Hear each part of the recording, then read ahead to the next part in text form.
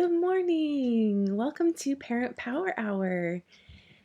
My name is Kristen. I was going to say thank you for waiting. We're about 3 minutes behind, but we're all here live at least. Thank you for waiting and enjoying a little jams there, starting soon music. It is Thursday, and this is episode, let's see, 15, 16, 17, 18, 19. Wow. Oh my gosh, you guys. Episode 19 means that we're getting close to the end of our very first month here on newminds.tv, of bringing you live videos, live interactions, live lessons with kids, a live experience of real inspired learning every day, every Monday to Friday, for the past month. And good morning, Mom, good morning, Graham. The whole fam's almost here. No secrets today. I'm not giving away any more secrets. Just the one day that I was like, I have a surprise that I thought nobody in my family was gonna watch. Somebody watched, and so, but Mom's really good at keeping secrets, so we'll be all good with that. Ben's here too. Good morning, Ben. Um, yeah, so it's so amazing that we've been here almost exactly a month, and it's unreal all of the excitement that's been growing around newminds.tv, as well as the amazing growth and feedback and comments and community that's starting to build, especially here with Parent Power Hour, that we are in this together, and that while I know that you may not always be able to tune in live, that you're showing up even in the start the day and end the day with Ben and Justin, who are the co-founders of New Minds Enrichment, of course, and both have so many years of not only experience in education with kids, but also, business leaders and self-development and research practices on how to talk to kids and how we can best set up environments for opportunities for learning, whether no matter where it is, whether it's in a small group or at your home or in an after school program. It's amazing the things that we can accomplish together as a team, right? When we're all in it together. And I'm calling us, me, you, all of us here today.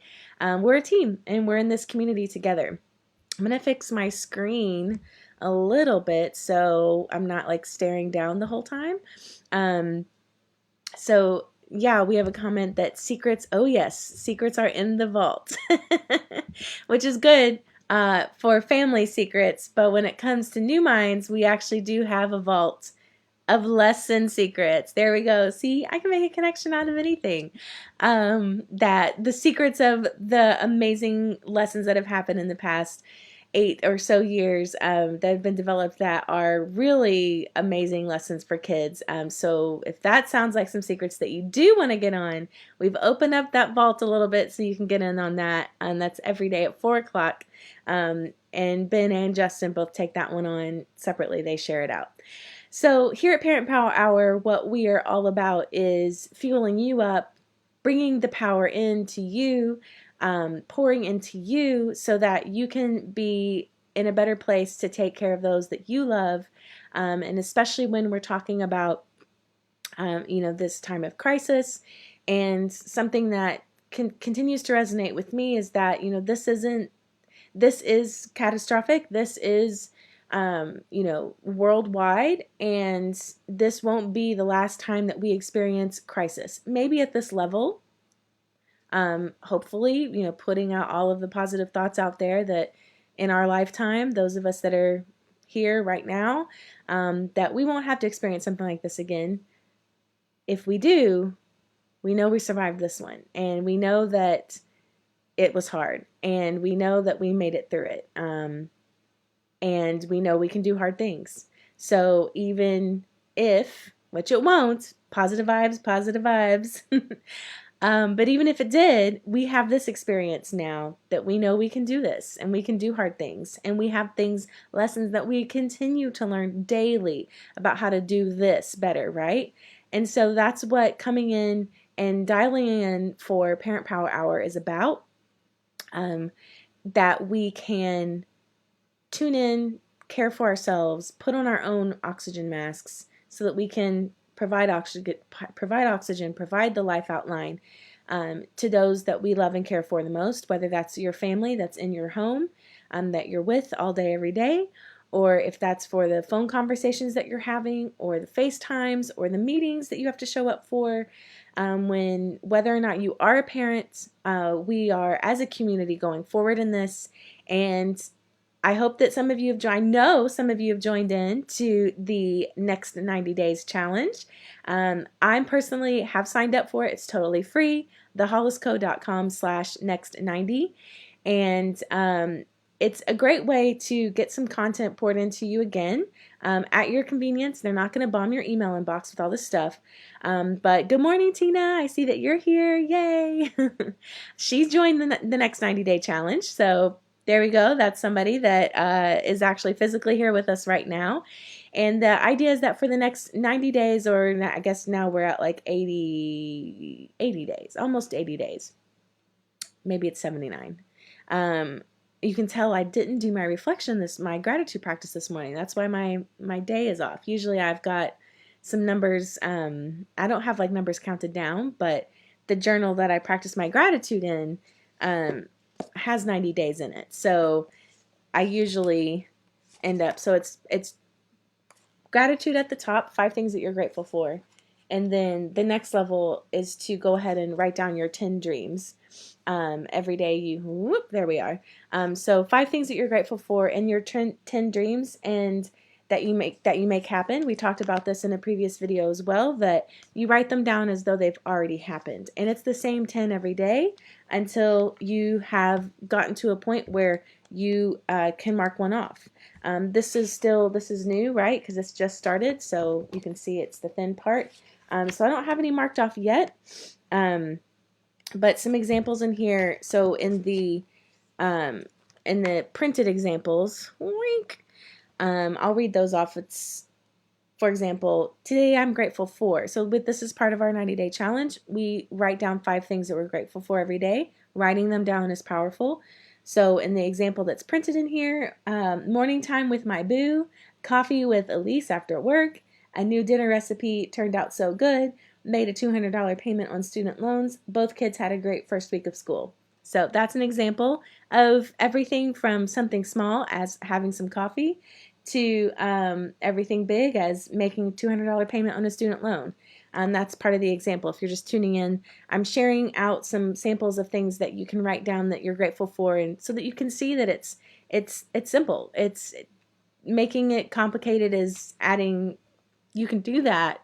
I'm not really sure. The idea is that it's accessible to everyone. And then 10 dreams that I made happen. So the printed examples here are: I am an exceptional wife. I own a dog. I make $100,000 a year. We are completely debt-free. I am a business owner. I am an exceptional mom. I ran a half marathon. We vacation in Europe. I am the most patient person I know. I am healthy and happy with my body. So that's samples, again, of writing down your goals as though they have already happened. So this is an example of someone who's, even the things that it's not something you're really going to cross off. I am an exceptional wife. Check, done. Let me move on to something else. No, that's something that when we work through our dreams, and when we work through our vision casting that back in our very first week, these are where these 10 things come from. You had a vision in your head. You had that image in your head of the life that you want to live and the life that you want to have, even 5 to 10 years from now. 5 and 10 years from now, excuse me. And then we go through and you circle 10 of those things. Just 10 to start with. And then you write them down as though they've already happened. And when you have that vision in your head and you write it down every day and you keep check with it every day, that helps you stay in line with your purpose. If it's not in the morning, then it's in the afternoon. If it's during nap time, if it's during those dang math worksheets that Billy's always struggling on. Billy, go do your math worksheets. Mama's got to do some gratitude practice, right? And how awesome would it be also for your kids to see you practicing this in front of them? Keep your journal, or it doesn't even have to be a cute journal or something that's printed like this. I mean, you can see anybody can do that. You can write down 5 things. Well, on this side, you can write down 5 things that you're grateful for and 10 dreams that you have on any page, on any piece of paper, on any book, on anything. keep it all together. Keep it in a place so that you're daily reminding yourself this. And how powerful would that be if Billy gets going on his math worksheet and you pop open your journal and Billy asks, or you turn a page, Mom, what are you working on? That's not math. Oh, well, I'm practicing my gratitude and I'm writing down my 10 dreams that I have. Wow, you just opened up a huge conversation. You just gave so much opportunity for modeling, which is actually what we're talking about today, which is probably the question. I think you're probably catching on that the questions that I put as the title for our talks today, it is, am I doing it right, right? And usually the questions, I think you're catching on, questions that I put up there are actually the questions that we want to start to transform, um, start to transform our thinking around. And instead of asking yourself, am I doing it right? We're going to dive in today of the question that we want to start to make the journey towards asking ourselves, that's more powerful, that gives us more strength and groundedness and depth into who we actually are and our purpose. I giggled because Ben says, are there still kids named Billy? And the last, well, that won't count either.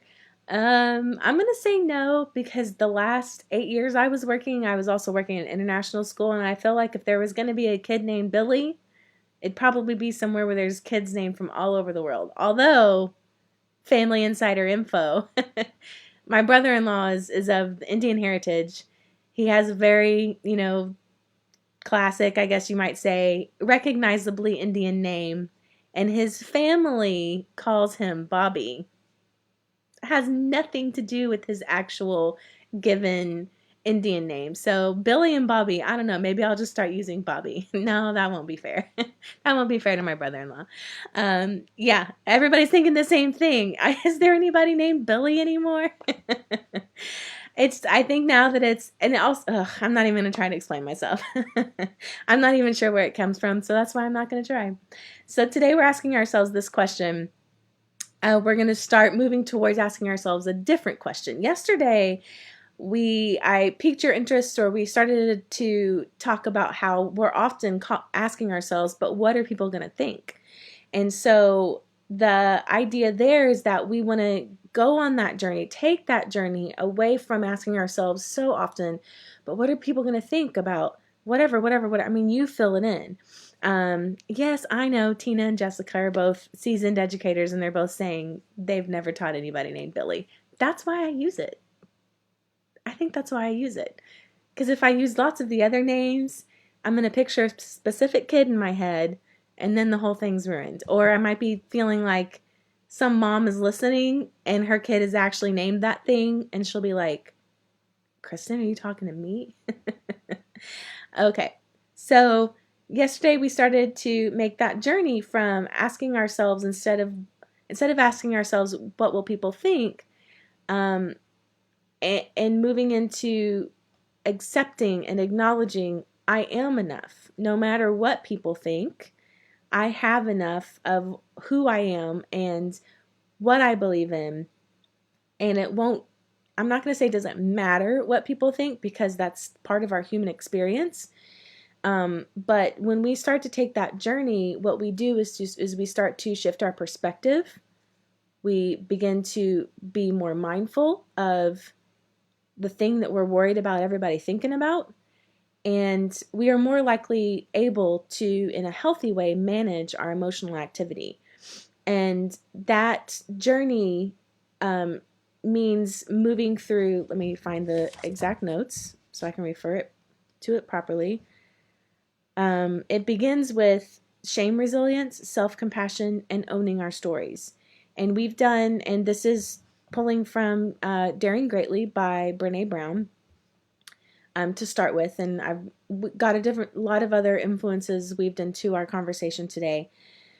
But we've talked a lot about owning our stories. We've talked about the story I'm telling myself. We've talked a lot about in the previous episodes about how when we are more clear about our purpose and our why and the truth of who we are, that's going to contribute to acknowledging and sitting in with and embracing I am enough. Self-compassion, that's something that is a theme in every single one of our Parent Power Hours. Anytime you tune in here, that you begin from a place of, instead of self-judgment and instead of self-criticism, self-compassion. I may not be the perfect parent. I am not the perfect parent. Because I did A, B, and C this morning, it's only 10:19 in Dallas, and I did those things already, and I can reset. Because when you practice that self-compassion, you are more able to have those transition moments, to set your intention of, okay, this is the parent I want to be. This is the person I want to be in my conversations with my family. You're more likely to do that when you have self-compassion. So today we're unpacking a little bit more of this shame resilience. Resilience, as I tapped on a little bit yesterday, is something that we talk a lot about in education with children. But this idea of shame resilience is, it's sticky. That's part of I'm not going to lie, you guys. It's part of the reason why I was 3 minutes behind actually clicking the button for the video this morning. Because I don't feel like I can read enough about it. Sorry, the table keeps shaking. I don't feel like I can read enough about it. I want to be like information heavy for you all, so I can come share this content with you in a way that's accessible. And instead of me trying to talk around it, I can just get in there and get some meat to you that you can grab onto and take with you for the rest of the day and practice.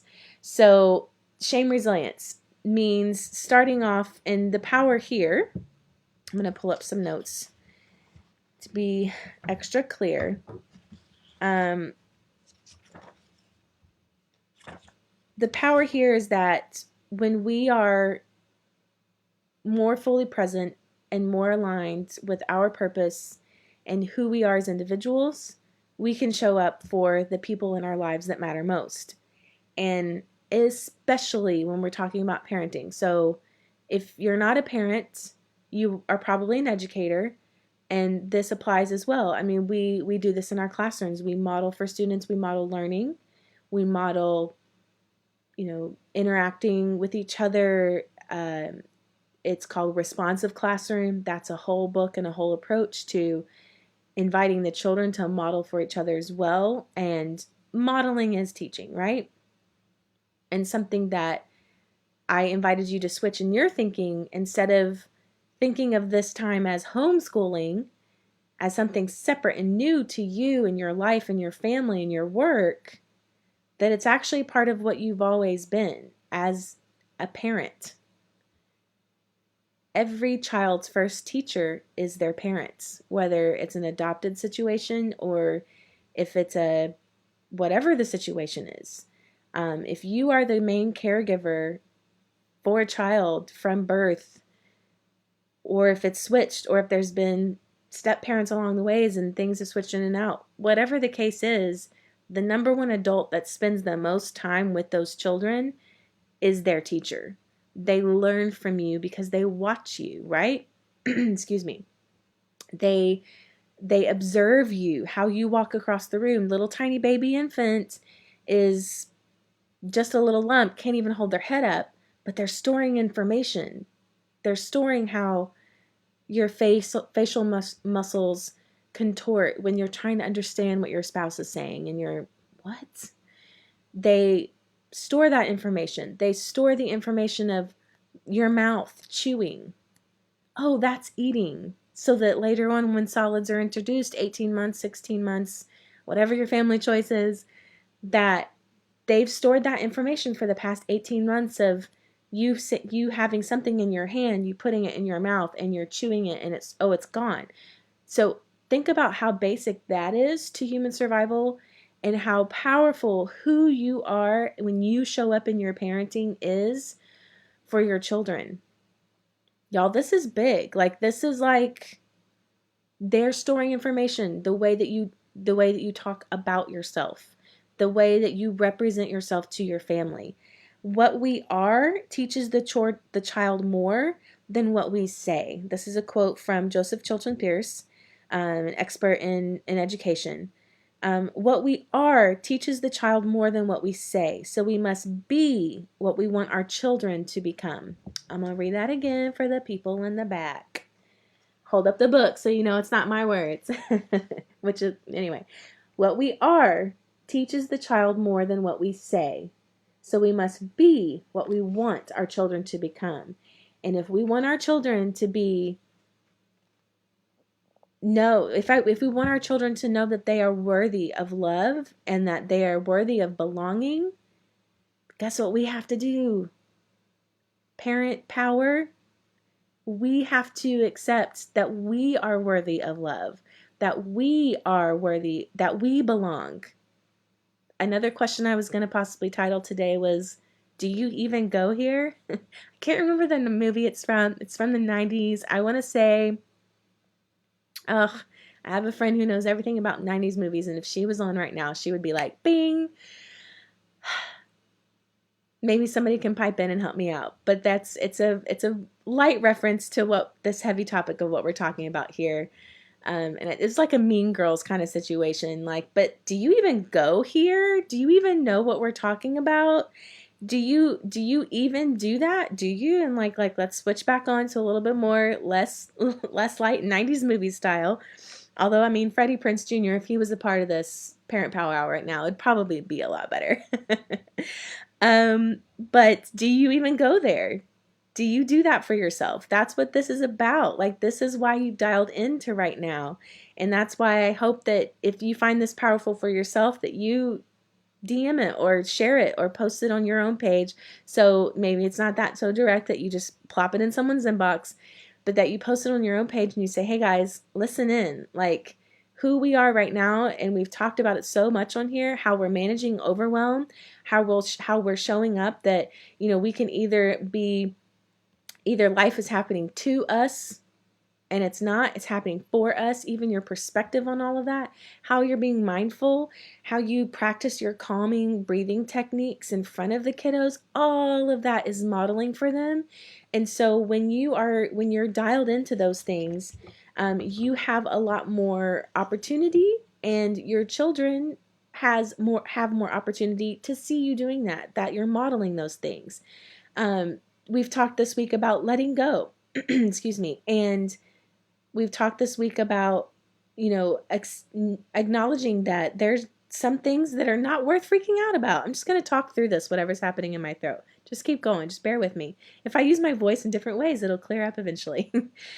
Excuse me. You can model for your kids, like, will the freaking out even help the situation? Those are some questions that we really dug deep into in the previous episodes.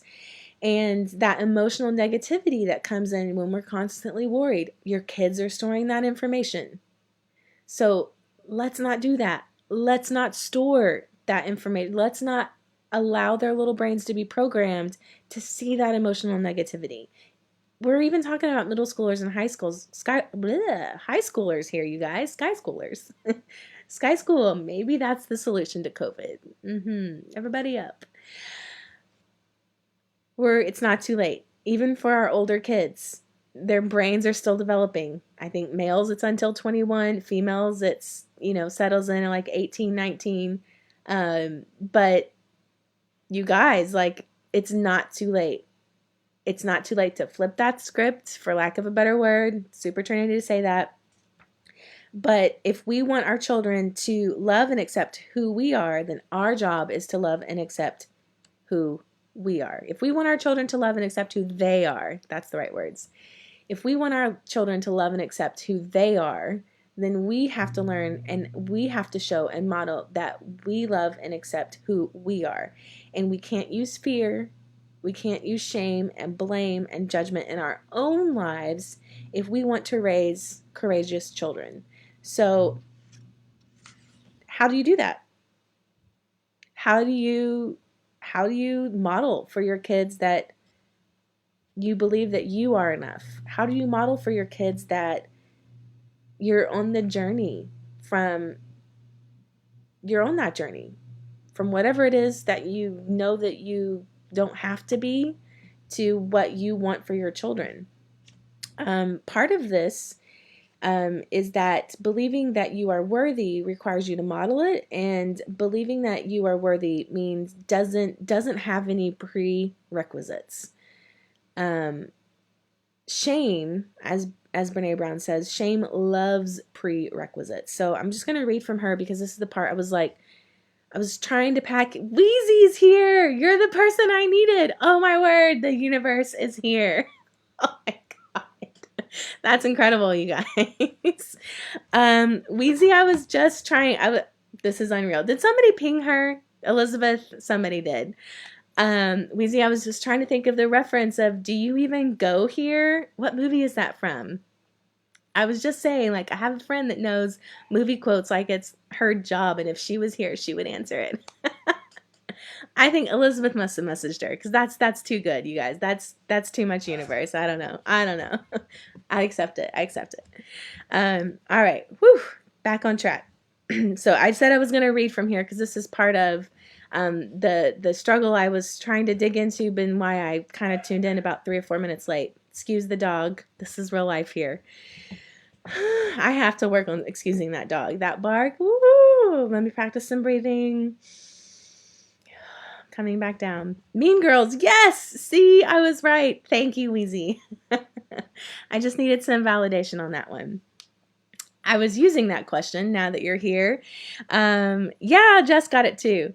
Oh, she did come in on her own. Wow. See, it is the universe. That's incredible. I'm using that question just to catch you up here as a reference about how, do we even go here with our kids? Do we even have that place of modeling and self-love and self-compassion? Do we even have that for ourselves? Do you go there? Do you let yourself off the hook sometimes? Do you say, all right, I got to let that go, like that thing didn't go well? Because the key here is that, of course, when we can do that, our kids are taking that in, and our kids are seeing us model that balance, that intentionality. I don't think that's a word, but that focus and alignment on who we are and who we know we can be and who we want to be for our families. And so part of the step of that is that when we're talking about shame resilience, that means we talk about resilience a lot in education, whether how kids can move from feeling one thing to the next thing, transitioning in and out of intensity, as well as learning environments, whether it's thinking and learning about math and thinking and learning about language arts, whatever it is. And so when we start to exercise our shame resilience, that contributes to our mindfulness. And so we're going to dive deep for a second about what that is, because the thing that shame really loves is prerequisites. And when we are attempting, and when our goal is to raise children who also believe that they are worthy of love and belonging, worthiness isn't there. Worthiness is not attached to a bunch of prerequisites. That's so hard for me to say. I'm just going to over enunciate it every time. It's the P's and the R's. And the important thing to know about worthiness is that it doesn't have all of those. It doesn't say, well, when I lose the weight, I'll be worthy. If I get accepted into this school, then I'm worthy. If we don't get divorced, then we're worthy of love. If I get promoted, then I'll be happy. Then I'll be worthy. When I get pregnant, then I'll be worthy. Then I'll be more holy who I'm supposed to be. When he finally asks me out on a date, then I'll be worthy. When we buy a house in the neighborhood, if nobody finds out about this family secret, if my wife's not cheating, if I get accepted in this, all of those things are shame prerequisites. And I'm going to read from her book so that I can be super clear. This is from Daring Greatly, and she says, if and when worthiness list is it can also double as what she calls the gremlins to-do list. She calls them shame gremlins, that they just come into your life. They say to you, so they're in your head, right? This is part of that story. This is that negative person that you named a few Parent Power Hours ago. What's her name? Bring her up right now. I've got her name in my head, and I especially won't say it since my mom and my grandma are on, because they both know the person that I've named mine. Somebody that we all grew up with.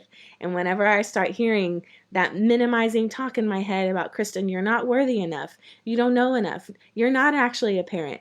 You're not somebody who has a bunch of psychology degrees. I just start the list. Your hair is too big. Your outfit's not right today. Your makeup's off today. Your eyes are too puffy. Like, whatever the thing is that I start talking, I tell her and I say her name. I'm not going to say her name right now, but I say, sis, shut it, because that's her. That's not me. And that's the same thing that shame is coming from. She's in your head and she's telling you, don't let her forget that her mom thinks that she should lose the baby weight. Remind him that his new boss only respects guys with MBAs. Poke her if she forgets that all her friends made partner last year and she didn't. And as parents, we help our children develop shame resilience and worthiness by staying very mindful about the prerequisites that we're knowingly or unknowingly handing down to them. Are we sending them overt or covert messages about what makes them more or less lovable? Or are we focusing on behaviors that need to change and making it clear that their essential worthiness is not on the table? If you're an educator, you know this already. This is one of our biggest challenges as we spend more and more time with kids in classrooms, is that we have a really hard time at moments separating from who the child is versus the behavior. And this is something that, yep. Mom just made a comment that we're just going to let that one be there. And yes, everybody that's watching those comments, she knows exactly who I meant. That we address the behavior, right? And that behavior is not the child. We don't label the child with that behavior. You lied about stealing Billy's pencil. You're a liar. No, that's not what we do. And so that's the same thing here. We need to start making this change from these destructive covert messages that we're sending our children about perfectionism, about not being enough, by saying, well, you didn't do that worksheet, Billy, and so you didn't do that, and so you're a bad kid. I mean, that's a huge leap. But sometimes when you're in stress, you might leap that quickly, right? Especially when you're at home and you're like 50 million worksheets deep and you're like, I cannot do another online learning lesson. I'm done. I'm out. That's it. You're a terrible learner. You don't know how to learn because you haven't paid attention to a single screen all day long. If you're doing that, catch yourself, because what you're doing is you're starting to really put your child in that shame zone, and shaming him or her, shaming your child from something that's a behavior that's related. That there's so many other places we can go from that. But let's pause and let's go on to the next thing. How else do we exercise shame resilience? Is have conversations about it. Have conversations about what it is and how it shows up. What is this whole trap that we find out in ourselves? As adults, we're very aware that what we model, the self-talk that we model, the presence, the mindfulness, the perspective that we model for our kids is picked up by them. Having conversations with them about it, naming that when it happens. Billy, you're frustrated. You're not telling yourself that you're bad at math, right? Because if probably in Billy's head or out loud, he's telling you, Mom, I'm just bad at math. I don't get it. The directions aren't clear, and I can't talk to my teacher online until 5 days from now. That's it. I'm terrible at math. I'm never doing math again. Whoa, did you see that? Shame spiral. Another coin by my friend Wheezy up in here. Who knew that today was going to be her day? But that spiral, that just... And you see it happening in your kids all the time. And so that's where you have conversations about, okay, well, Billy, what you're saying is that's not name entertainment. What you're saying is you feel like you're bad at math because of this worksheet. Yeah, Mom, I just don't even know. I just don't. Okay, well, Billy, what you're feeling right now is actually you're feeling ashamed that you're not accomplished. And that's not going to help us. That's not going to help us figure out this problem. So let's reset. naming that thing, taming it, reset your intention so that you can move forward. And then the final step to shame resilience is normalizing it. Shame can be very powerful and painful for children because it is inextricably and humanitarianly and all of the thingsly related to who we are as humans and our human experience. And when we normalize it, it's one of the most powerful tools that we can have. You know what, Billy? Yeah. Take that deep breath. Say back to Billy, you know what, Billy? Yeah, this is hard. You're not feeling good about how you do with math because the last 8 answers you haven't been able to answer properly. That happens for me too. That happens, I was on a call with my team this morning and somebody on my team told me that the thing that I needed to deliver wasn't what they wanted. And I started to, tell myself that I didn't know what I was doing. Yeah, me too. So you might have some sensitivity or some triggers to the Me Too idea, but there's a reason why it's spread across the world. And it can be applied to all of human experiences, not just one. So I want to take you out of what you're probably identifying right now as your understanding of how that's viral across the world, saying Me Too. But there's a reason why it was viral is because all of us, including our kids, have a power is unlocked between us when we can recognize that we have the same experience, that we have many of the same struggles. And there's something sacred, especially that between a parent and a child, when the parent says, Me too. This is hard, like we talked about a few episodes ago. Yeah, you want to see your friends, you don't get to see your friends for your birthday. That's disappointing. I don't get to see my friends for happy hour. It's hard. It's me too, right? And then going a step further, when Billy is in that shame spiral, crying, crying, crying, and you're saying Me too, share a personal story. Share something, share that story of how that thing didn't work for you on your team meeting on your call that morning. Because that's going to create a stronger bond, and that's going to model for your child that when that shame spiral starts, that we can pull out of it. That goes low, we go high, and we say, you know what, Me too, here's my story. You've already normalized, the cortisol levels have come down, and then you can start practicing some of those other tools that we've talked about here about moving forward. One last thing about separating the label of the behavior with the child. We what we end up doing is putting them in that box, right? And we end up taking away their opportunity to grow and to take on new behaviors. And that's why I emphasized a second ago that this goes for any age. This is not just the little bitty ones. This can be for the middle schoolers and the high schoolers, and for the interactions that you're having. It can even be for yourself. This can be something that you practice and you learn, and you can have the opportunity to grow and try a new behavior. Practice, another practical tip to do that is being aware of, especially when we're in our homes like this, how you're receiving when someone else comes in the room with you. And I'm just going to do my own homework for a second. Toot toot.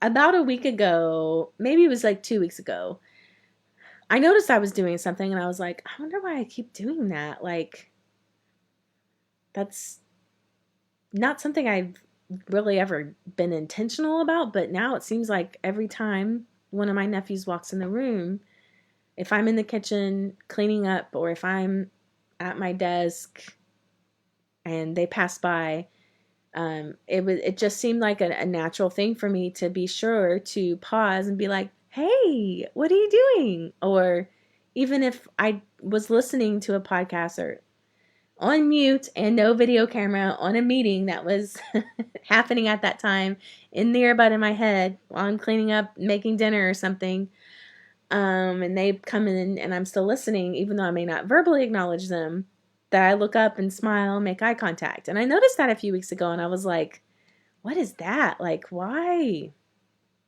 I wonder why I keep doing that. And when I got to this part in the book, I was like, oh my gosh, I was unintentionally doing this. Um, First, it's a first look, because even your face can speak what's in your heart. What first looks are you giving your children if you're sitting at the kitchen table and they come in from using, even just from, they were there with you, they were doing their work with you, and they go to the bathroom and they come back? What first look are you giving them when they return back? If they walk back into the kitchen and you just keep working, that's sending them a message.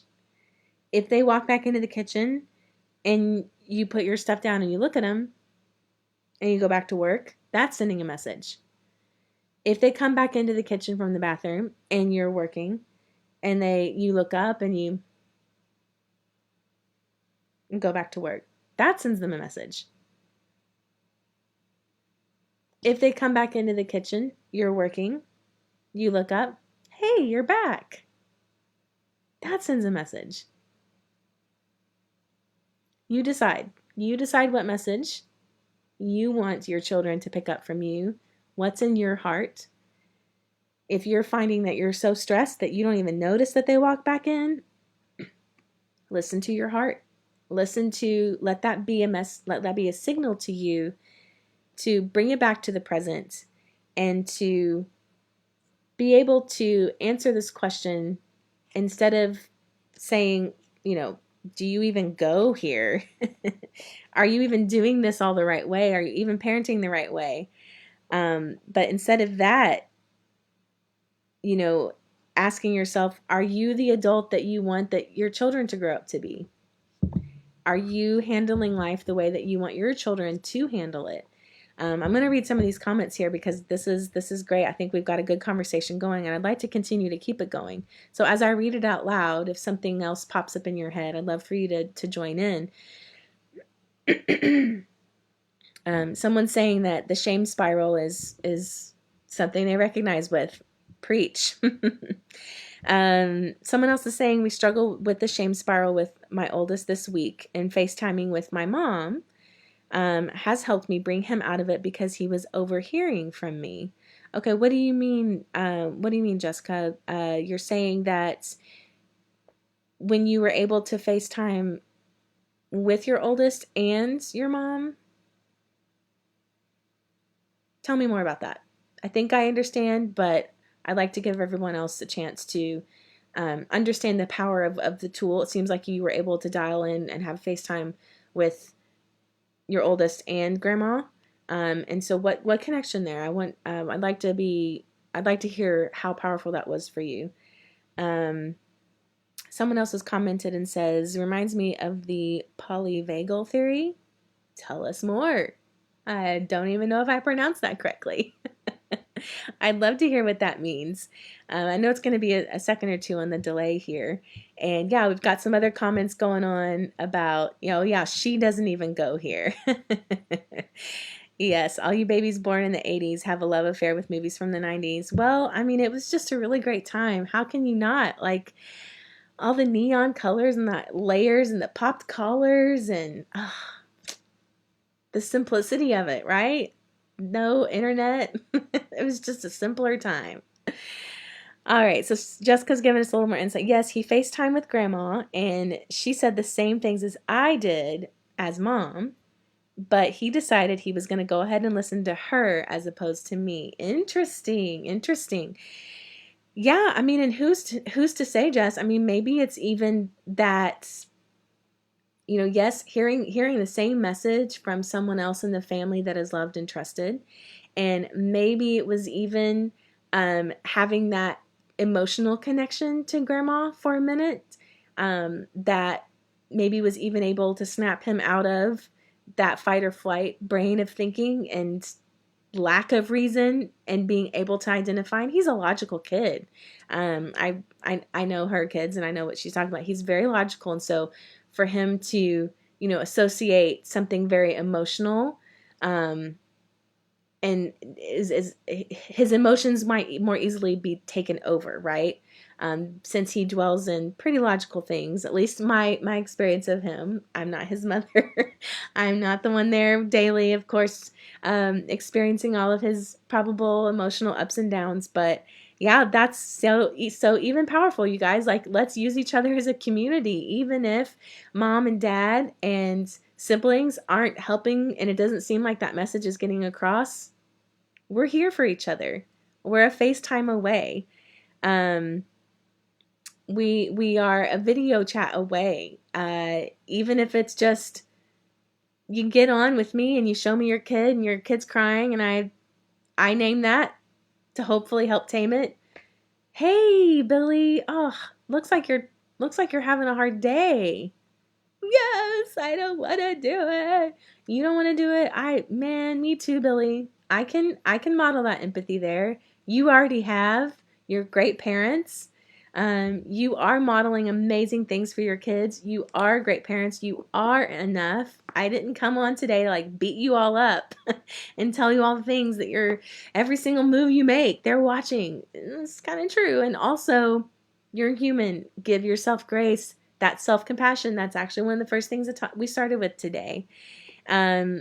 Yes, we love the easier times of the 90s. That's a reflection we're getting in the comments. And then it's probably a little bit of both. It's probably a little bit of that emotional connection needed from the grandparents, and that validation that mom is not insane and that what she says is best for me. And yes, it is a rough time for all kids. It's a rough time for all. Space, period, the end. It's a rough time for all. How we handle this rough time determines our strength of our character. Let's be sure that when the lift happens, I think I saw that in a tweet or something, like #lifted. I was like, ooh, I like that. That when all the restrictions are lifted, let's be sure that when we come out, that we're not worse off, that we're not.